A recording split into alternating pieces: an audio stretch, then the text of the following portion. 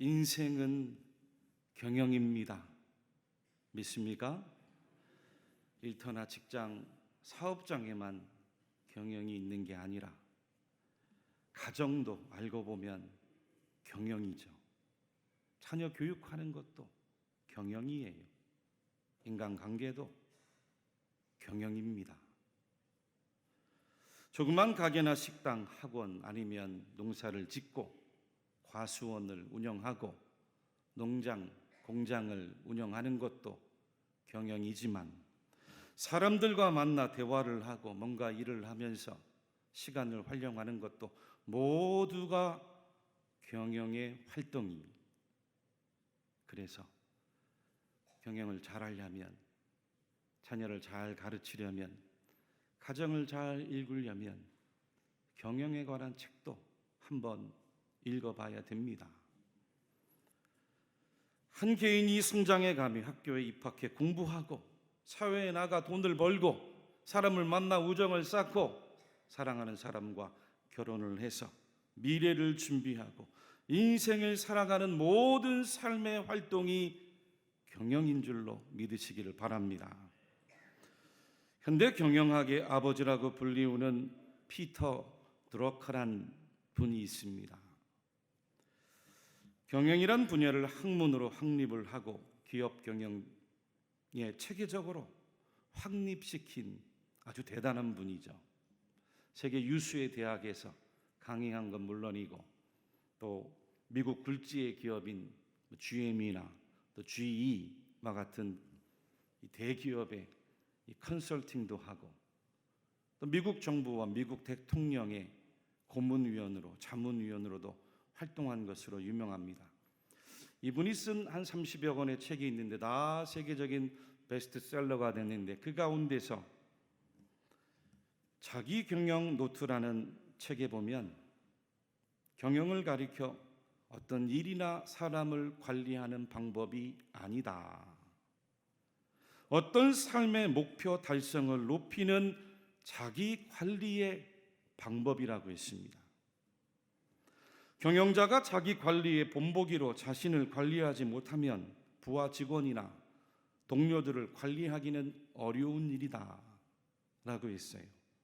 그러므로 경영이란 삶의 본보기이고 경영을 잘하면 시간을 잘 관리하고 삶의 우선순위의 일을 잘 관리하고 어떤 일에 굉장히 중요한 의사결정력에 본을 보일 때 모든 삶의 경영을 잘 이루어갈 수 있다라는 이야기를 했습니다. 여러분, 옳은 말입니다. 우리는 모두 이 복잡다남한 세상 속에 살아가면서 각자가 해야 될 역할과 또 책임과 의무가 있죠.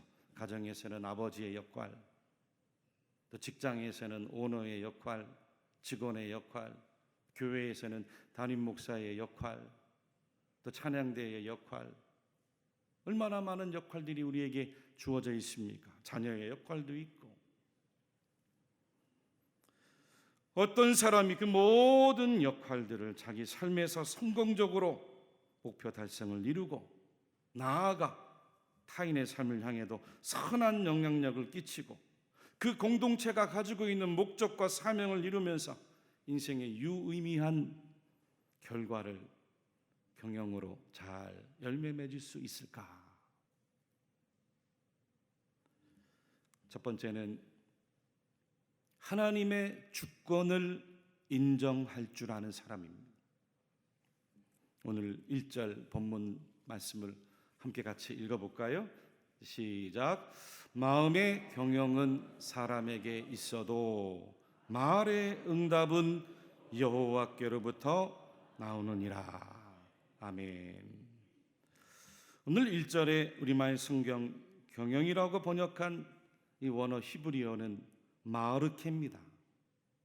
이 마르케란 뜻은 동사 준비하다, 예비하다, 정돈하다 에서 유래한 명사인데 사람의 마음속에 있는 많은 계획들을 말해요.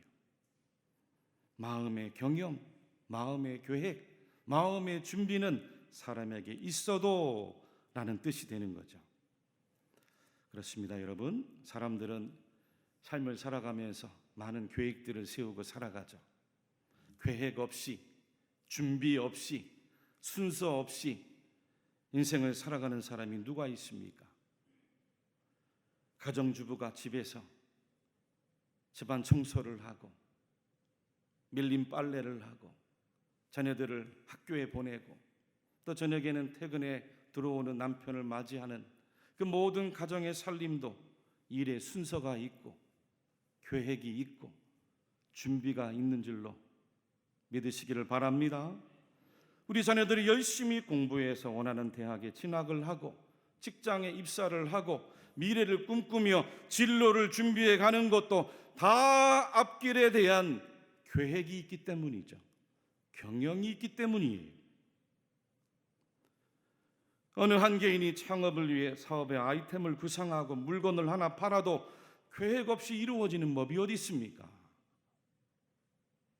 문제는 무엇입니까? 그 계획대로, 그 준비대로, 그 순서대로 착착착 잘 이루어지면 얼마나 좋아요. 근데 우리의 삶이란 단순하게 그렇지 않을 때도 있더라는 거예요.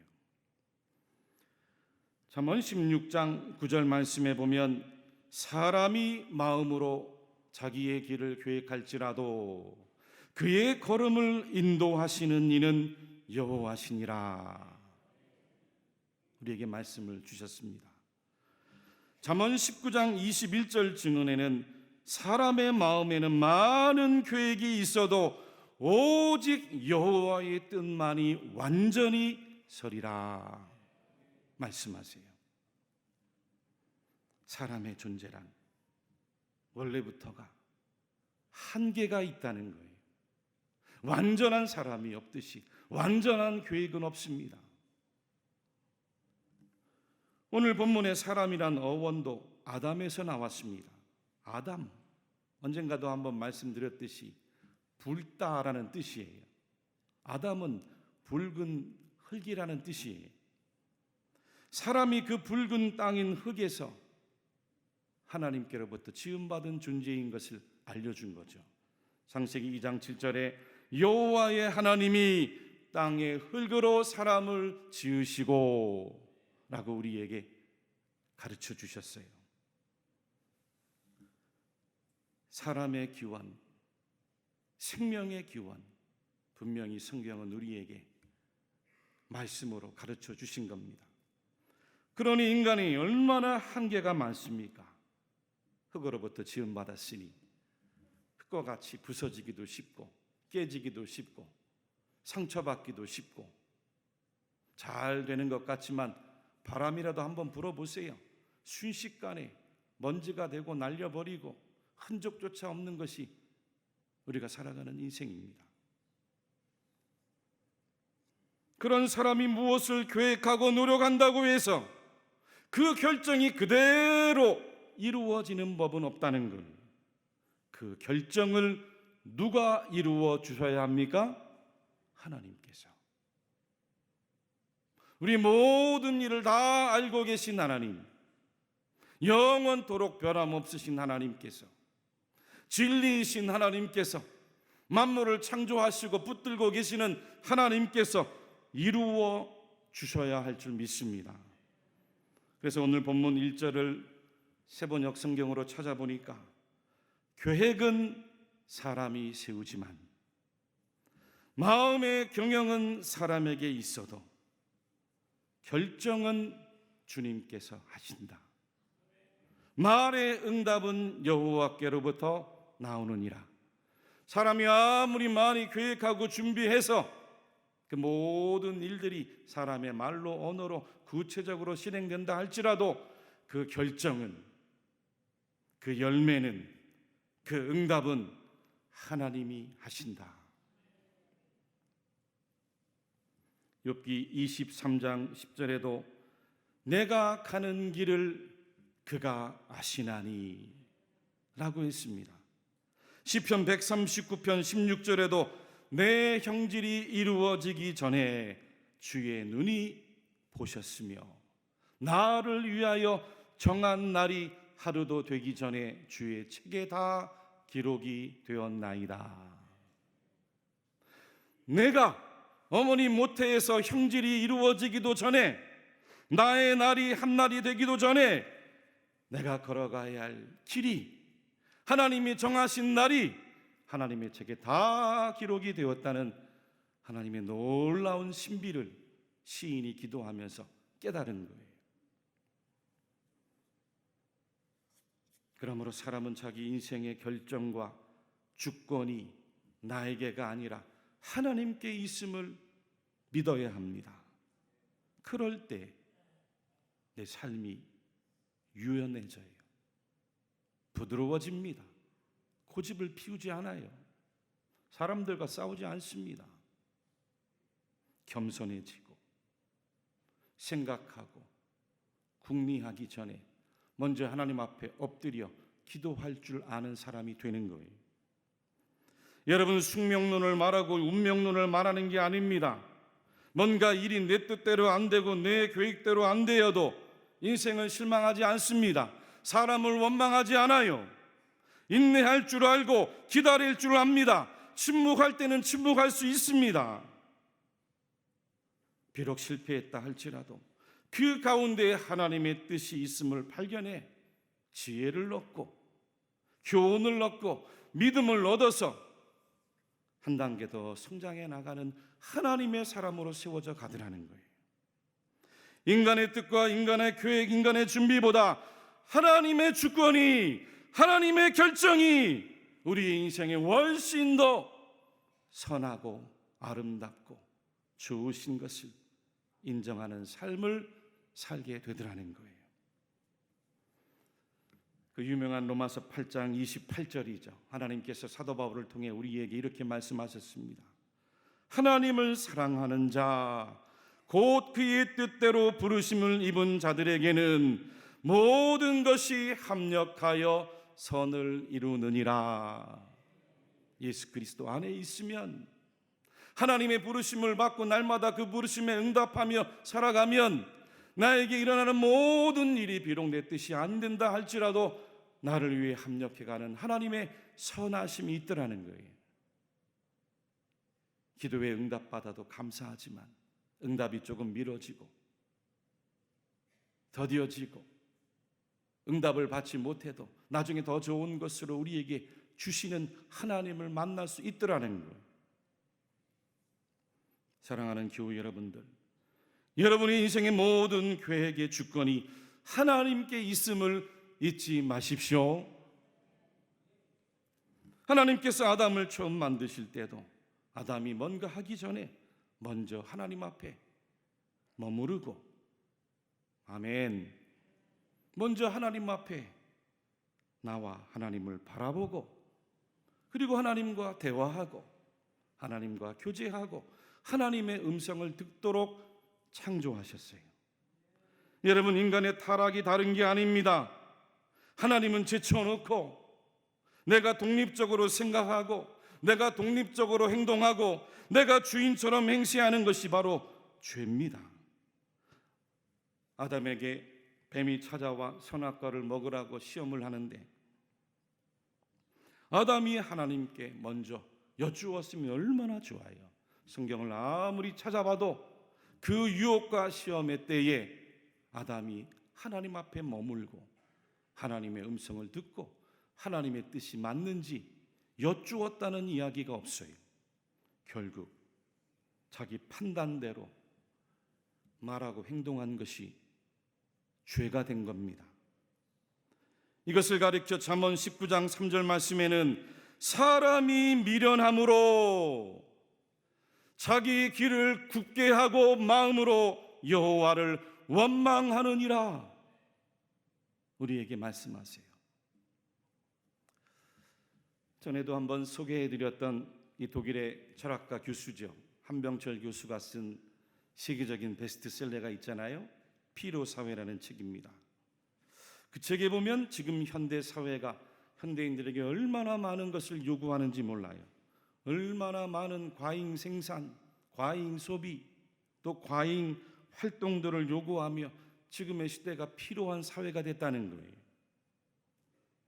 그러한 필요한 사회 가운데 과연 우리가 어떻게 사는 것이 주님께서 기뻐하시는 바른 경영의 삶인지, 열매 맺는 경영의 삶인지 주님께서 우리에게 천국 복음으로 이렇게 가르쳐 주셨습니다. 요한복음 15장 5절과 7절 말씀 우리 같이 한번 한 목소리로 읽어보겠습니다. 시작. 나는 포도나무요 너희는 가지라.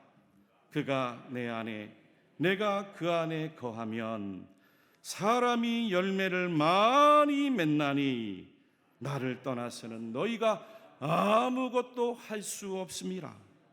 너희가 내 안에 거하고 내 말이 너희 안에 거하면 무엇이든지 원하는 대로 구하라. 그리하면 이루리라. 천국의 복음입니다. 주님의 말씀이 우리 안에 거하고 우리가 주님 안에 거하면 그 다음에 무엇이든지 구하고 준비하고 계획하고 실천해 가보라는 거예요. 하나님이 너희 모든 경영을 이루어 주시겠다. 믿습니까? 두 번째는 정직하게 살아야 됩니다. 정직하게 사는 사람이 나중에는 승리합니다. 2절 말씀도 함께 읽어보겠습니다. 사람의 행위가 자기 보기에는 모두 깨끗하여도 여호와는 심령을 감찰하시느니라. 아멘. 여러분, 누가 성공하지 않기를 바라겠습니까? 다 성공하고 싶죠. 허나 정직히 사는 것에 성공을 원하는 사람 별로 없어요. 그저 수단과 방법 가리지 않고 성공만을 원하는 거예요. 근데 앞서도 말씀드린 것처럼 피터 드러크는 경영이란 곧 자기 삶의 본복이라고 했습니다. 본이 되어야 돼요. 가정에서도 본이 돼야 가정교육의 경영이 이루어지는 거예요. 사업장에서도 오너가 본이 돼야 사업이 경영이 이루어지는 거예요. 학교에서도 선생님들이 본이 되어야 학교의 학생들을 가르치는 경영이 이루어지는 거죠. 나라도 마찬가지죠. 오늘 본문 2절에 사람의 행위가 자기 보기에는 자기 판단에는 옳은 것처럼 보이고 깨끗한 것처럼 보여도 하나님은 그 심령을 그 마음속을 감찰한다고 했습니다. 감찰한다는 것은 그저 눈으로 보는 정도가 아니라 그 마음의 중심을 꿰뚫어 본다는 거예요. 그 마음의 의도를 꿰뚫어 본다는 거예요. 저울을 달아보고 꿰뚫어 보신다는 거예요. 정직한지, 거짓말하는지, 속이는지 하나님이 아신다는 거예요. 사랑하는 교회 여러분들, 성공하기를 원하십니까? 아니, 대답이 이렇게 왜 시원찮으세요? 다 망하기를 원하십니까? 성공하기를 원하십니까? 성공해야 되잖아요. 가정도 행복으로 성공해야죠. 일터와 직장, 사업장에도 행복하게 성공해야 나눠주고 베풀어줄 수 있잖아요. 여러분들의 모든 인생의 계획이 하나하나 이루어지기를 원하십니까? 계획이 이루어져야 되잖아요. 그래야 인생이 신이 나고 응답 받아보세요. 얼마나 신납니까? 신앙생활하는 게 얼마나 신나요. 그러려면 정직하십시오. 아멘. 하나님 앞에 정직하세요. 사람들 앞에 정직하세요. 내가 하는 일 앞에서 머리를 굴리지 말고 누가 보든 말든 성실하게 정직하십시오. 자기 자신 앞에 정직하세요. 거짓말을 하지 마세요. 내가 하는 일 타인들 앞에 그리고 하나님 앞에 정직하다는 것은 죄를 짓지 않고 멀리 한다는 거예요. 여러분, 죄는 마치 여러분들의 인생에 하나님이 주신 포도원을 허무는 여우와 같습니다. 우리 가정의 포도원, 우리 직장의 포도원, 우리 인간관계의 포도원을 허무는 게 바로 정직하지 못하고 죄를 짓는 거예요. 포도원을 허무는 여우와 같이 여러분들의 계획을 죄가 허물어버리고, 여러분들의 준비를 죄가 허물어버리고, 여러분들의 의지도 죄가 허물어버립니다. 여러분들의 앞길과 꿈도 죄가 허물어버리는 거예요. 인생을 살아가면서 필요한 열정이 얼마나 좋아요. 그 열정도 죄가 있어 보세요. 다 허물어버려요. 마지못해 삽니다.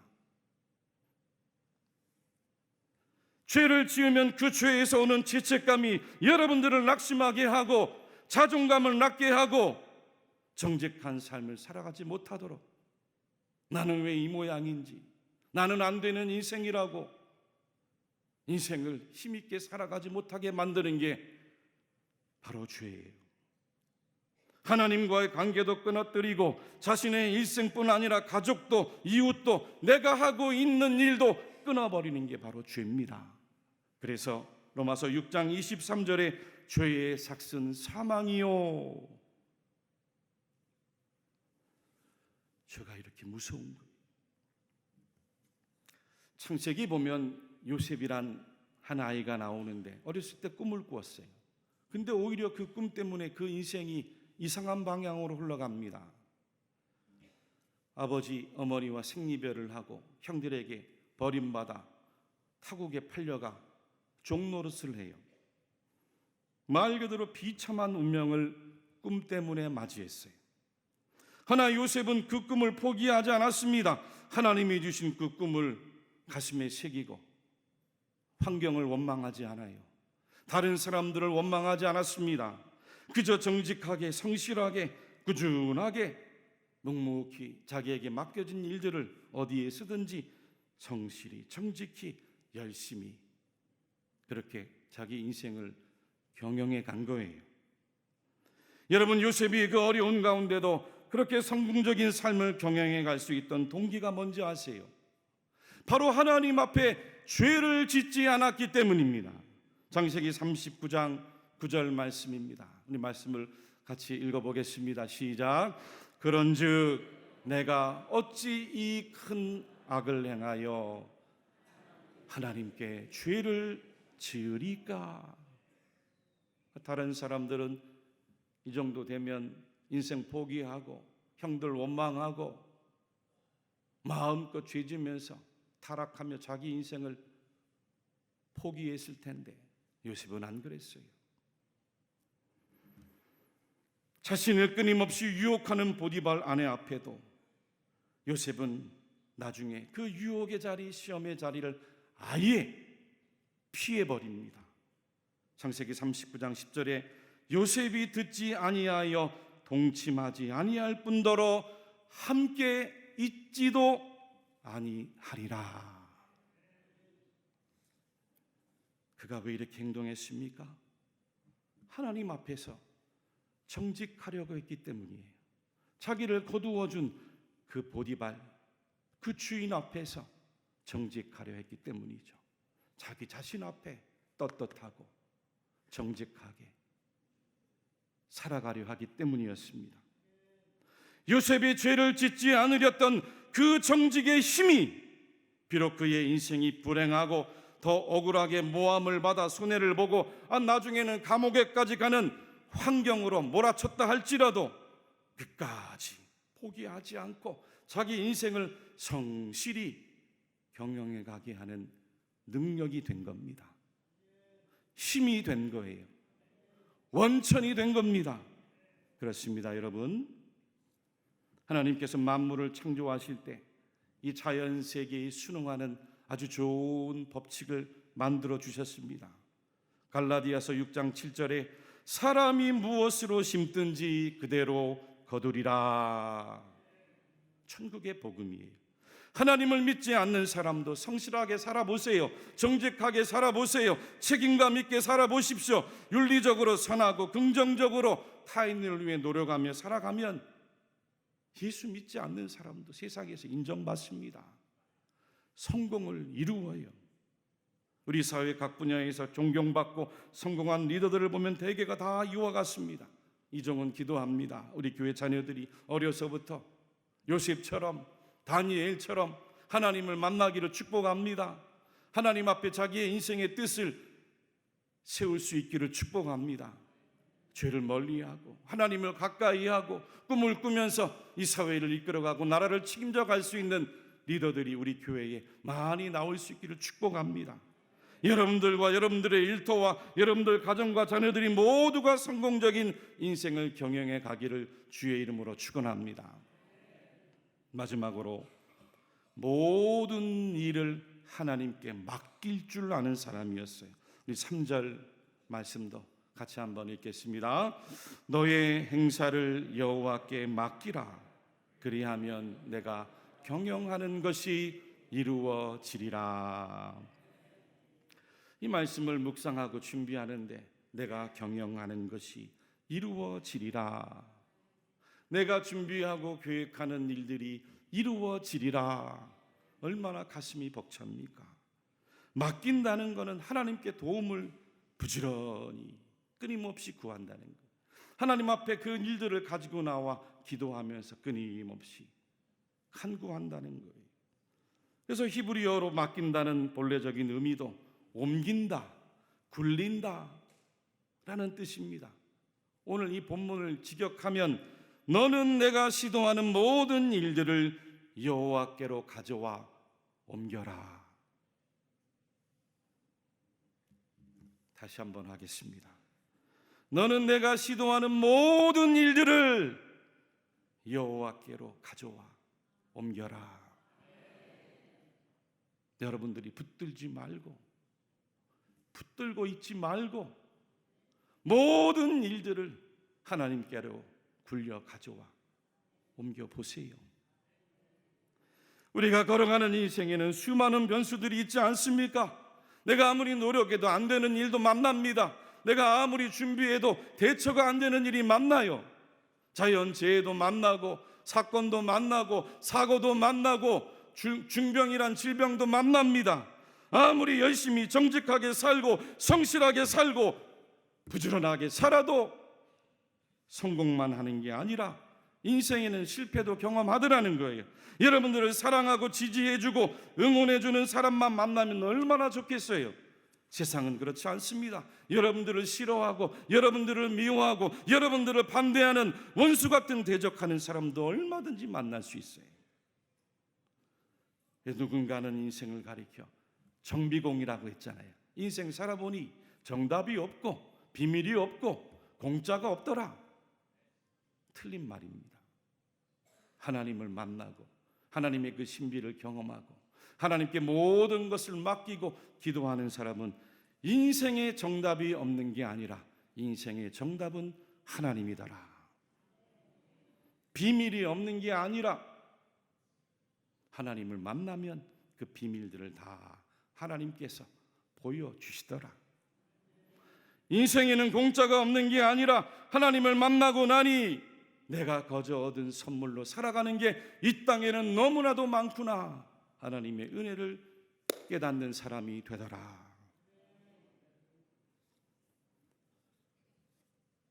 기도하는 사람이 깨달아 알 수 있습니다. 기도하면서 모든 일을 하나님께로 굴려와 가져오고 옮겨놓고 기도할 줄 아는 사람이 하나님이 하시는 모든 일의 신비를 깨달아 알 수 있는 것입니다. 어떻게 할 수 있을까요?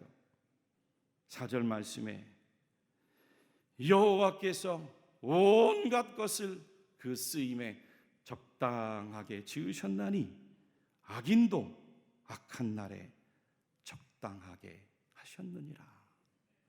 여러분의 인생에서 만나는 그 원수도 대적자도 하나님을 만나면 여러분들의 인생에 필요해서 적당하게 만나게 하시는 거예요. 8절 말씀에는 적은 소득이 공의를 경하며 많은 소득이 불의를 경한 것보다 나으니라 했습니다. 전에는 그 물질 때문에 집착하고 고통스러워했는데 소득이 많고 적음의 여부에 상관없이 이제는 초연해서 있으면 감사, 없으면 하나님이 나에게 이만큼 주셨구나 자족하고 물질을 바라보는 태도가 중용을 잃지 않다는 데 있습니다. 20절 말씀에도 삼가 말씀에 주의하는 자는 좋은 것을 얻나니 여호와를 의지하는 자는 복이 있느니라. 성도가 드디어 말씀에 순종하고 하나님을 의지하는 삶을 살아갈 때 하나님께서 형통한 길을 허락해 주시는 것을 깨달아 알았다는 거예요. 그리고 마지막 33절에 제비는 사람이 뽑으나 모든 일을 작정하기는 여호와께 있느니라.